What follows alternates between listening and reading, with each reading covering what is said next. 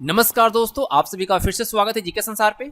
आज की इस वीडियो सेशन में हम सब एसएससी एमटीएस 2021 का जो पेपर चल रहा है और आज यानी कि 5 अक्टूबर 2021 को जो ऑल शिफ्ट में पूछे जीके क्वेश्चंस है, इस वीडियो के अंतर्गत हम देखने वाले हैं कि किस तरह का क्वेश्चंस का ट्रेंड चल रहा है और किस तरह के क्वेश्चंस एसएससी के द्वारा एमटीएस में पूछे जा रहे हैं। तो चलिए सेशन को स्टार्ट करते हैं।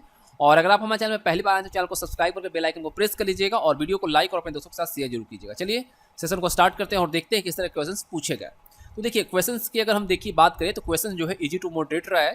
तो एक क्वेश्चन पूछा गया था कि भारतीय राष्ट्रीय ध्वज को आधिकारिक तौर पर कब मान्यता दी गई थी। जो हमारा राष्ट्रीय ध्वज है इसको आधिकारिक तौर पर ऑफिशियल तौर पे कब मान्यता दी गई थी। तो ये दिया गया है 22 जुलाई 1947 को। ठीक है, 22 जुलाई 1947 को आयोजित जो भारतीय संविधान सभा की बैठक थी उसी के दौरान राष्ट्रीय ध्वज को अपनाया गया था। ठीक है, आधिकारिक तौर पर अपनाया गया था। एक क्वेश्चन पूछा गया था उत्तर प्रदेश कितने राज्यों से घिरा हुआ है। देखिए तो उत्तर प्रदेश जो है ये 8 राज्य, ठीक है, 8 स्टेट्स और एक यूटी यानी केंद्र शासित प्रदेश से घिरा हुआ है। ठीक है, तो अगर हम देखते हैं उन स्टेट्स के बारे में जो स्टेट से घिरा हुआ है तो उसमें आता है आपका उत्तराखंड, हिमाचल प्रदेश, हरियाणा और आता है आपका राजस्थान।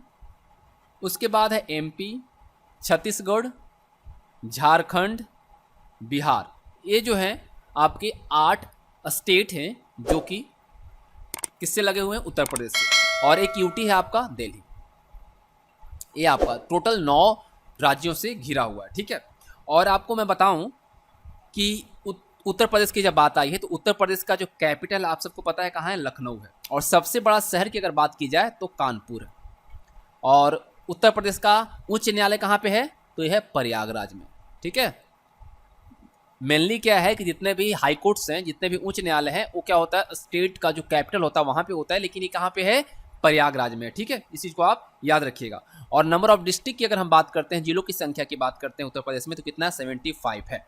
और सबसे ज्यादा लोकसभा की सीट यहीं पे है उत्तर प्रदेश में ही 80। ठीक है, और अगर प्रेजेंट गवर्नर की बात करें तो आनंदीबेन पटेल हैं और वर्तमान में मुख्यमंत्री कौन है, योगी आदित्यनाथ। ठीक है, एक चीज और याद रखिएगा, यूपी सबसे बड़ा राज्य है तो इसके अकॉर्डिंग अगर हम देखते हैं पॉपुलेशन के अकॉर्डिंग तो यहाँ पे एरिया अगर हम देखते हैं यानी कि क्षेत्रफल यूपी का तो कितना है, 23286 किलोमीटर स्क्वायर। ठीक है, 2,43,286 किलोमीटर स्क्वायर एरिया है। ठीक है, चलिए आगे देखते हैं। मानव विकास सूचकांक यानी ह्यूमन डेवलपमेंट इंडेक्स से क्वेश्चन पूछा गया था। तो क्वेश्चन तो कंफर्म नहीं है क्या था, लेकिन इससे क्वेश्चन पूछा गया। तो आपको मैं बताऊं कि ह्यूमन डेवलपमेंट रिपोर्ट जो है 2020 इसको कौन जारी किया भाई, तो संयुक्त राष्ट्र विकास कार्यक्रम। इसके द्वारा क्या है, इसके द्वारा इसको जारी किया गया। ठीक है, और आपको मैं बताऊं कि इंडिया की जो रैंकिंग रही, इंडिया की रैंकिंग रही कितनी, 131, कितने में, 189 देश में। ठीक है, 189 देश में इंडिया का 131वां रैंक रहा। वहीं अगर हम अपने पड़ोसी देशों की बात करते हैं, क्योंकि अगर इससे आंकड़ा आ रहा है तो हम देख लेते हैं, तो भूटान का जो रहा है वो रहा है आपका 129, बांग्लादेश का रहा है 133, नेपाल का जो रहा है वो रहा है आपका 142। और वहीं अगर हम बात करें पाकिस्तान का तो इसका था 154 और चाइना की बात करें तो चाइना का था 85। ये रैंकिंग इसकी रही है। और टॉप पे अगर देखते हैं टॉप 5 को तो टॉप पे है नॉर्वे, उसके बाद है आयरलैंड, उसके बाद है स्विट्जरलैंड और उसके बाद है हांगकांग। ये सभी जो है टॉप पे हैं। ठीक है, चलिए अगला क्वेश्चन पूछा गया था कि GUI का फुल फॉर्म क्या है, तो इसका होता है ग्राफिक यूजर इंटरफेस। ठीक है, GUI का मतलब होता है ग्राफिक्स यूजर इंटरफेस। चलिए और क्वेश्चन पूछा गया था कि अकबरनामा की रचना किसने की है। तो अकबरनामा की रचना आप सबको पता है अबुल फजल के द्वारा किया गया है और उन्होंने आईने अकबरी में भी अकबर का वर्णन किया है। ठीक है, चलिए और क्वेश्चन जो पूछा गया था देखते हैं। एक क्वेश्चन पूछा गया था कि एक स्कूल एक IAS, 1 स्कूल 1 IAS से प्रश्न आया था। तो ये किससे संबंधित है, केरल राज्य से। ठीक है, इसके बारे में थोड़ा मैं आपको बता दूं कि एक स्कूल एक IAS योजना जो है केरल गवर्नमेंट के द्वारा इनिशिएट किया गया है, शुरू किया गया। और इसके तहत राज्य के जो 10,000, ठीक है, कितने 10,000 वैसे बच्चे जो प्रतिभाशाली हैं लेकिन आर्थिक रूप से, ठीक है, इकोनॉमिकली बैकवर्ड हैं, उनको मुफ्त में यानी फ्री में यूपीएससी या कह ले या पीसीएस, ठीक है, इसके साथ साथ अदर कॉम्पिटिटिव एग्जाम के लिए फ्री कोचिंग दी जाएगी। ये इसका योजना, इसी योजना के तहत लोगों को लाभान्वित होंगे लोग कितने 10,000, ठीक है, जो कि इकोनॉमिकली बैकवर्ड है। और अगर केरला की बात करते हैं तो केरला का जो वर्तमान में सीएम है वो है पिनाराई विजयन। और अगर पूछा जाए किस पार्टी से है तो सीपीआई-एम से, इस चीज़ को आप नोट कीजिएगा। और गवर्नर वर्तमान में है आरिफ मोहम्मद, ठीक है, आरिफ मोहम्मद अभी वर्तमान में गवर्नर है। यहाँ पे विधानसभा की सीट की अगर हम संख्या देखते हैं तो है 141, लोकसभा की है यहाँ पे 20 और राज्यसभा की यहाँ पे सीट है कितना 9, ठीक है। और अगर देखा जाए स्टेटहुड का, यानी कि इसको राज्य का दर्जा कब मिला केरल को, तो राज्य का दर्जा जो केरल को मिला है वो मिला है आपका 1 नवंबर 1956 को, ठीक है, कब मिला 1 नवंबर 1956 को। और एक चीज़ याद रखिएगा, सबसे हाईएस्ट जो एलिवेशन है केरला का वो है 2695, कितना 2695 मीटर। और ये कौन सा है, अन्नामुडी, ठीक है। और लोवेस्ट की अगर हम बात करें तो वो है आपका कितना माइनस में है 2.2 मीटर, ठीक है। और ये कौन सा है भाई, तो है कोटांड, ठीक है, लोवेस्ट एलिवेशन है। और हम अगर घनत्व की बात करें डेंसिटी की तो 890 किलोमीटर स्क्वायर, ठीक है, 890 पर किलोमीटर स्क्वायर डेंसिटी है। क्लियर। चल अब देखिए एक क्वेश्चन पूछा गया था कि पैरा ओलंपिक 2020 में पहला पदक किसने जीता। पैरा ओलंपिक 2020 में पहला पदक किसने जीता था, तो आपको पता है कि इस बार का जो पैरा ओलंपिक हुआ कहाँ पे, टोक्यो में हुआ है ना। और भारत का पहला पदक अगर जीता है तो कुछ जीतना है भावना पटेल, भावना पटेल। और एक किस चीज की खिलाड़ी हैं भाई, तो ये टेबल टेनिस की, टेबल टेनिस की खिलाड़ी हैं। और इनको कौन सा पदक मिला है, तो इनको मिला था रजत, ठीक है, इस चीज को आप मेंशन करेंगे।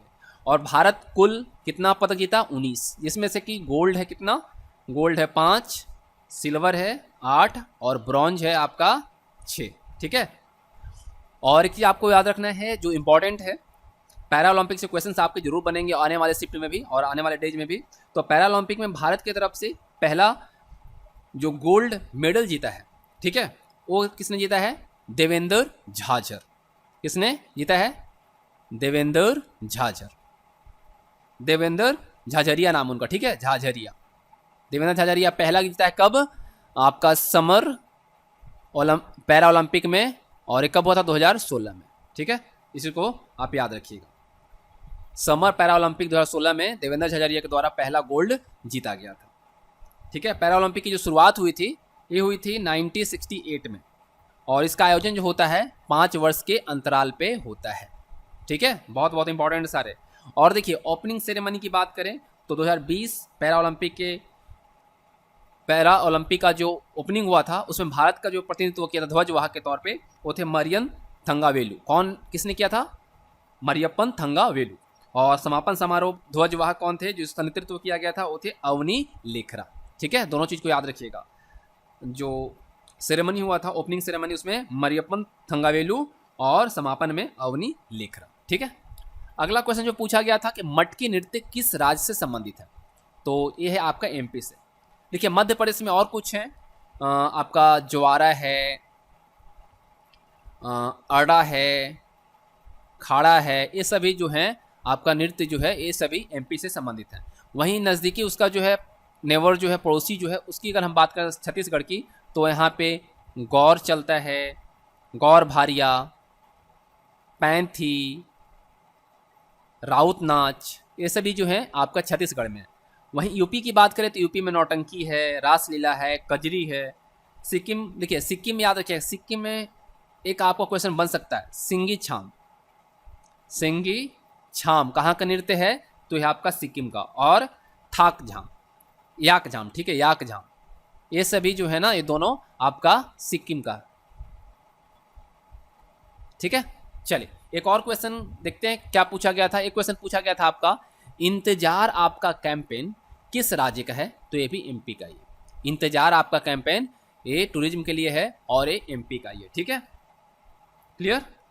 यहाँ के वर्तमान में सीएम कौन है, शिवराज सिंह चौहान, और यहाँ का कैपिटल की अगर हम बात करते हैं तो कैपिटल जो है आपका भोपाल है और सबसे बड़ा शहर जो है वो है इंदौर।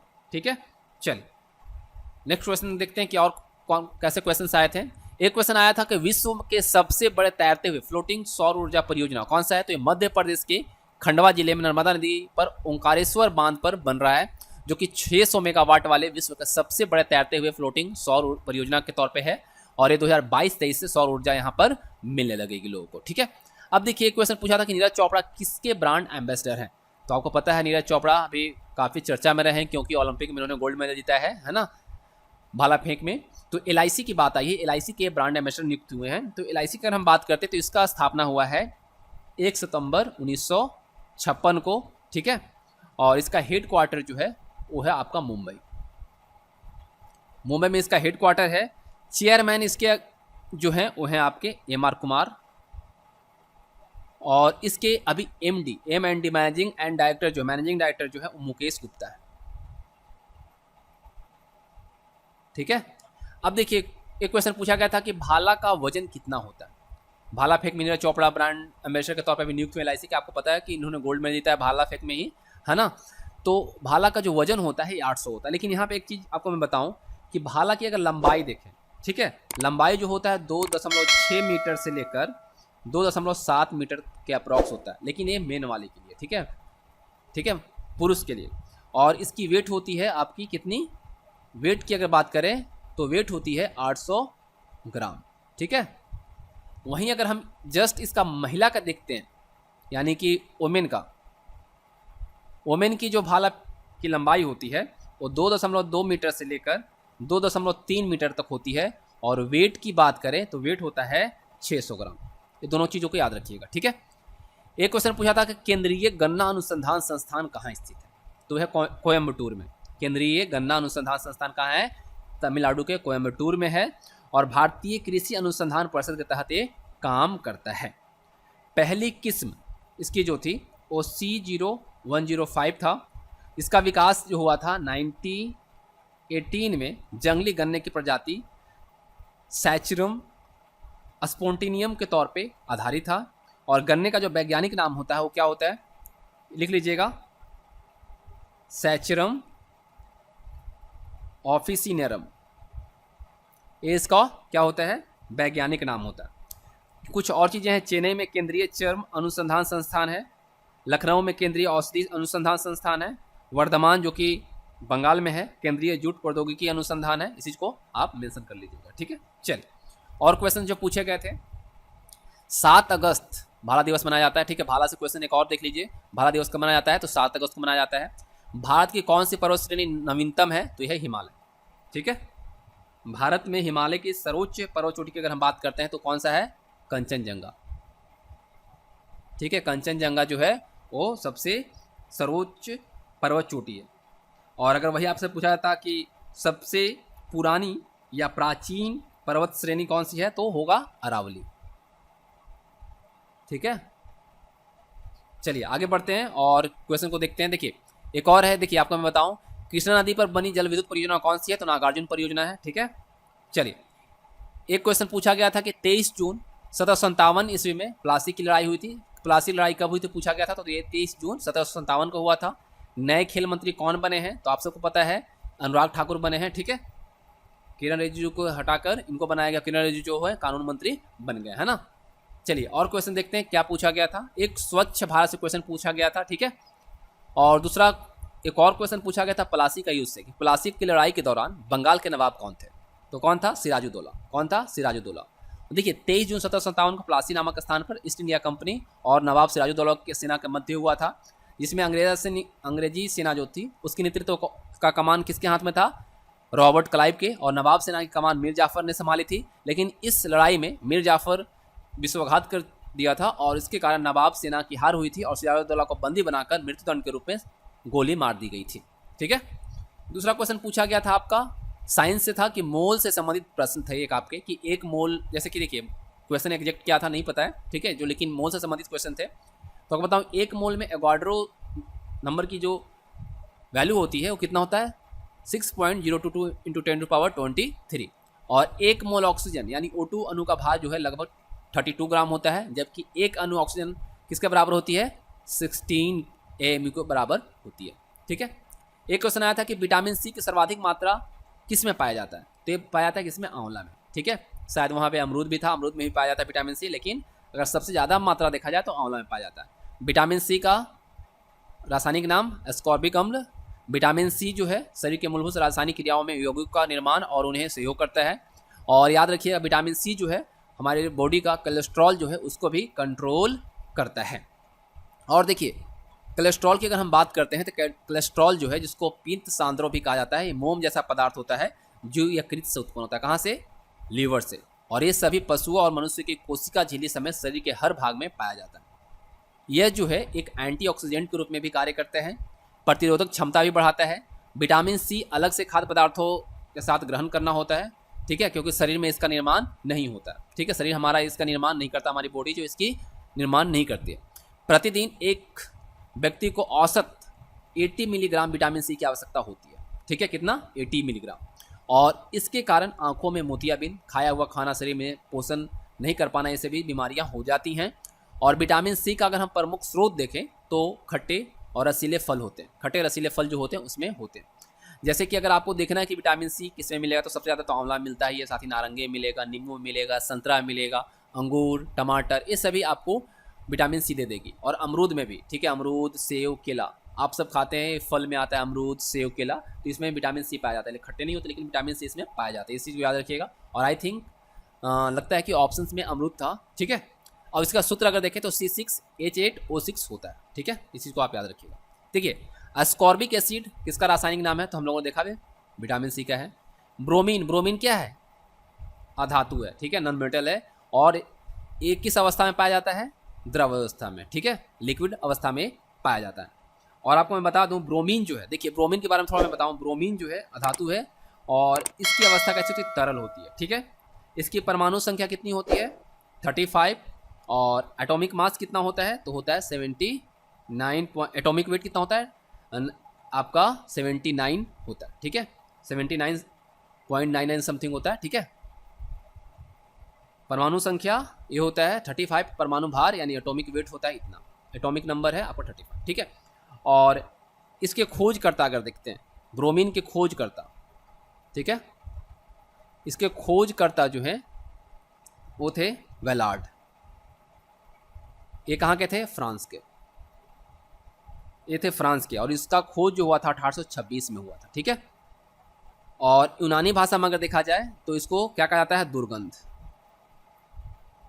यूनानी भाषा में ब्रोमीन का मतलब होता है दुर्गंध।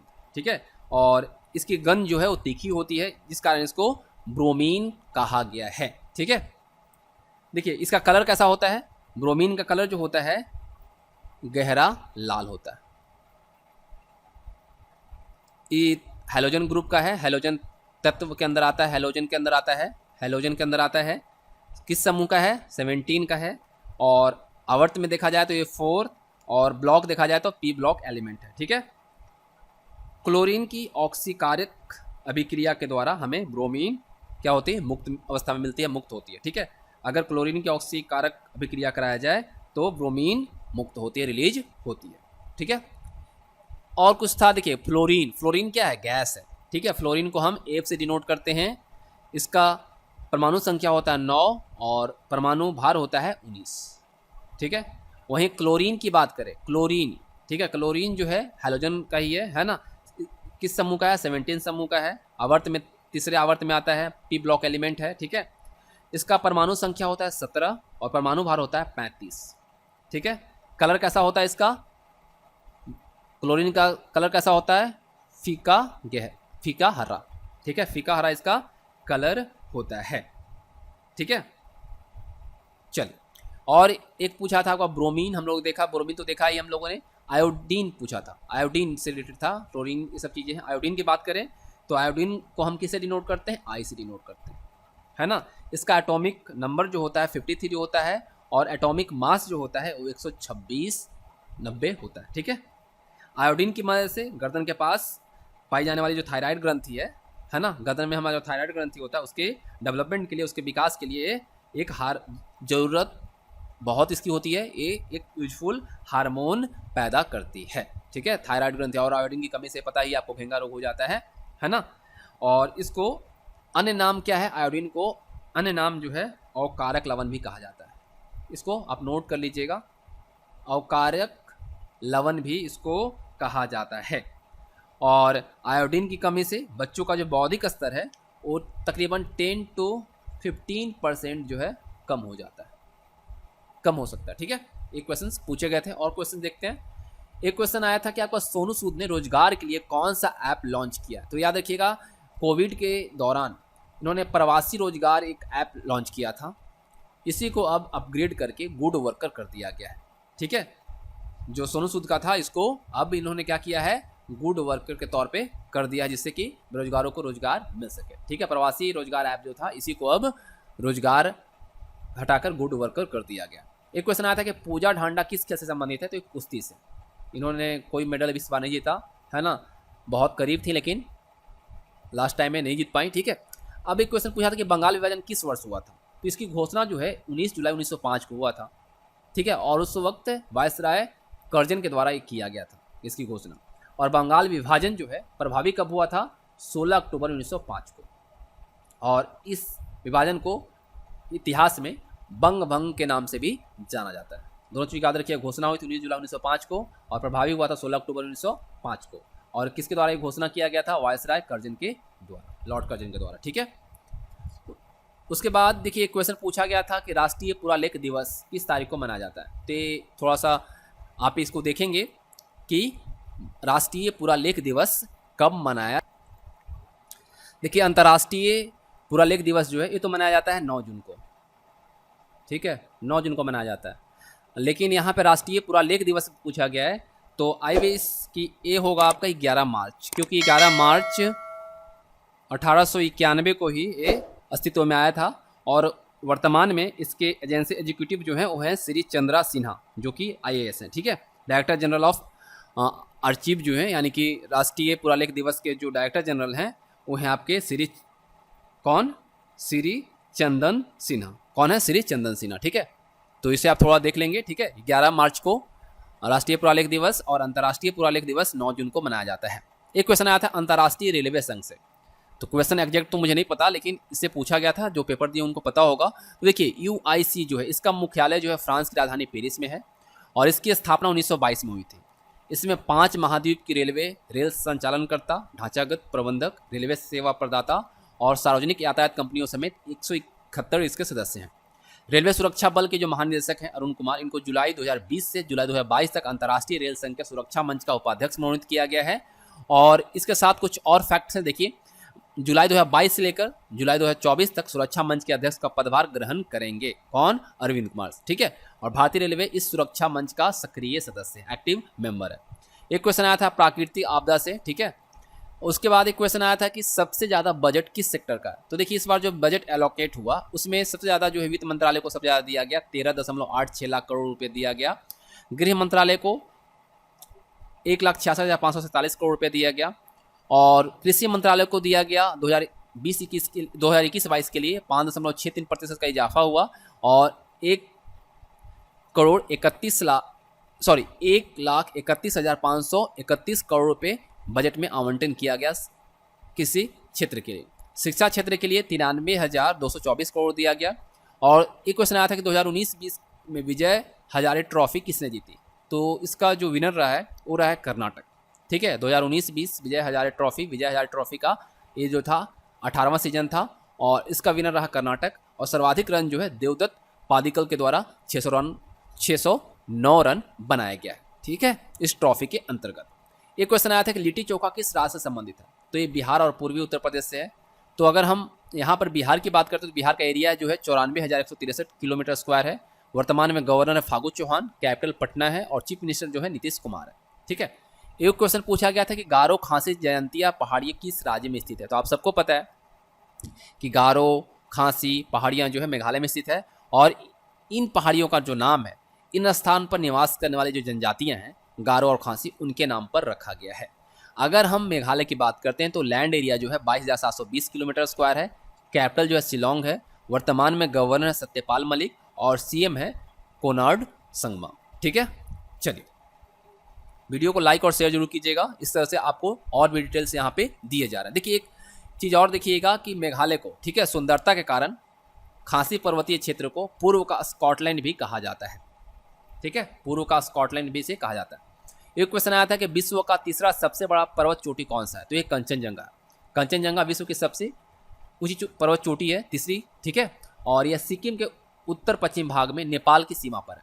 ठीक है, नेपाल में इसे क्या कहा जाता है, कुंभकर्ण लंगूर कहलाता है। ठीक है, नेपाल में कंचनजंगा को कुंभकर्ण लंगूर कहा जाता है। इसकी ऊंचाई की अगर हम बात करते हैं तो इसकी ऊंचाई है 50 से 86 मीटर, आप याद रखिए 8586 मीटर, और अगर मीटर और फीट में देखें तो 28,169 फीट।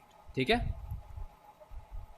एक क्वेश्चन पूछा गया था कि बुइया नृत्य किस राज्य से संबंधित है, तो बुइया जो है अरुणाचल प्रदेश के दिगरू मिसमी समुदाय का एक नृत्य के रूप में जाना जाता है। ठीक है, कहाँ का है, अरुणाचल प्रदेश का, और किस समुदाय का, दिगरू मिसमी। ठीक है, यह समुदाय जो है दो तरह का नृत्य करता है, एक बुइया करता है और दूसरा नुइया करता है, और ये नृत्य जो है आमतौर पर उत्सव के अवसर पर किया जाता है। ठीक है, बुइया और नुइया दोनों को याद रखिएगा। अगर हम अरुणाचल प्रदेश की बात करें तो कैपिटल है ईटानगर, और वर्तमान में सीएम है पेमा खांडू, और इसको स्टेटहुड का दर्जा कब मिला, 20 फरवरी 1987 को। ठीक है, चलिए और क्वेश्चन देखते हैं। एक क्वेश्चन पूछा गया था निम्नलिखित में से कौन सा नागालैंड का लोक नृत्य है। देखिए क्या पूछा गया था तो ऑप्शंस मुझे नहीं पता है, लेकिन याद रखिएगा ये सभी कोमिनागा, खैवा, चोंग और नुरालिम, ये सभी जो है नागालैंड के लोक नृत्य हैं। ठीक है, ये हैं, नहीं है पूछा गया था, या क्या था ऑप्शन। ठीक है, ऑप्शन यहाँ पे आपका वो रहेगा। ठीक है, जो है आपके नागालैंड के लोक नृत्य यहाँ पर आपको दिया गया। एक क्वेश्चन पूछा गया था कि मानव शरीर की सबसे छोटी हड्डी कौन सी है, तो आप सबको पता है कि शरीर की सबसे छोटी हड्डी जो होती है हमारे कान में होती है, जिसको हम स्टेपिज कहते हैं, और सबसे बड़ी जो हड्डी होती है वो फीमर होती है, जो कि जांघ में पाई जाती है ना।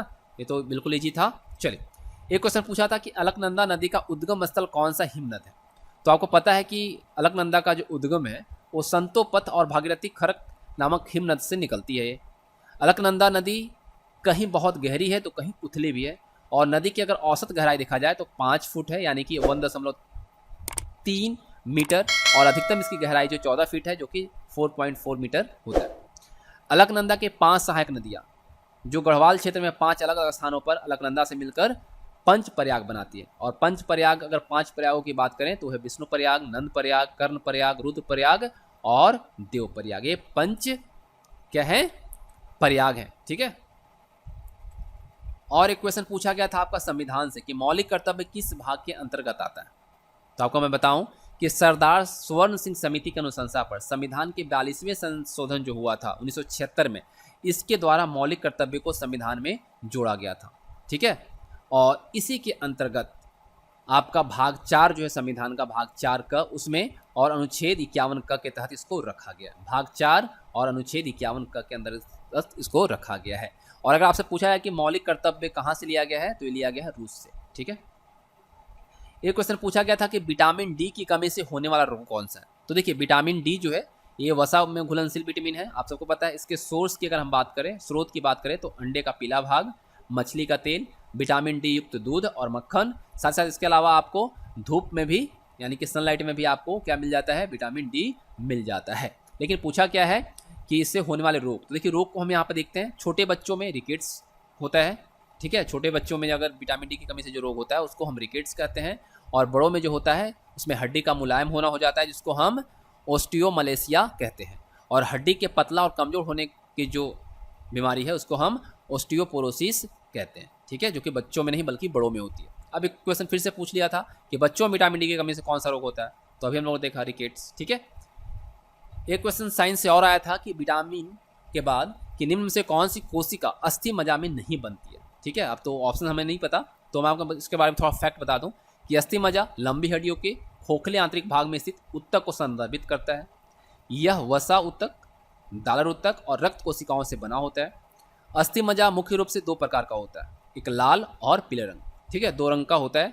लाल मज्जा में, ठीक है, लाल रक्त कोशिकाएं, बिंबाणु और सबसे अधिक सफ़ेद रक्त कोशिकाओं का निर्माण होता है। ठीक है, जो लाल मज्जा होता है उसमें लाल रक्त कोशिकाएं, बिंबाणु और सबसे अधिक सफ़ेद रक्त कोशिकाओं का निर्माण होता है, और पीले रंग की जो मज्जा होती है उसमें कुछ सफ़ेद रक्त कोशिकाएं बनती हैं। और कुछ देखिए एक्स्ट्रा फैक्ट्स देखते हैं हम। वसा ऊतक जो होता है वो एक विशेष संयोजी ऊतक है जिसमें लिपिड समृद्ध कोशिका नामक एपिडोसाइट्स होते हैं। वसा ऊतक का मुख्य कार्य जो होता है वो क्या होता है, ऊर्जा को लिपिड के रूप में संग्रहित करना। और स्वस्थ व्यक्ति, ठीक है, वसा में कुल शरीर में जो होता है वो कितना होता है, 20 से 25% होता है। एक स्वस्थ व्यक्ति में वसा जो होता है वो 20 से 25% होता है। देखिए एक होता है एरेरियोल टिश्यू, ठीक है। एरियोलर टिश्यू जो होता है इस संयोजी ऊतक अंगों को जगह में बंद कर देता है और अन्य अंतर्निहित ऊतकों को उपकला ऊतक से जोड़ता है। और आसपास में ऊतकों के लिए यह अक्सर पानी और लवण के स्रोत के रूप में कार्य करता है। कुछ और फैक्ट इसके बारे में हम देखते हैं और चीज़ें। देखिए रक्त कोशिका है ना, रक्त कोशिका एक रक्त कोशिका जो है जिसे हम क्या कहते हैं, हेमटोपोडोइक कहते हैं, जो एक हेमोसाइट या हेमटोसाइट एक कोशिका है जो मुख्य रूप से रक्त में स्थित होती है, ब्लड में होता है। और हेमटोजोपोइस, ठीक है, हेमटोपोइजिस जो है इसके द्वारा बनाई जाती है। किसके द्वारा, हेमटोपोइजिस के द्वारा बनाया जाता है। रक्त कोशिका की अगर प्रमुख प्रकार की बात करें तो 2 होती हैं वैसे देखा जाए तो आपको पता है एक क्या, आरबीसी यानी लाल रक्त कोशिकाएं जिसको एरिथ्रोसाइट बोला जाता है, एरिथ्रोसाइट।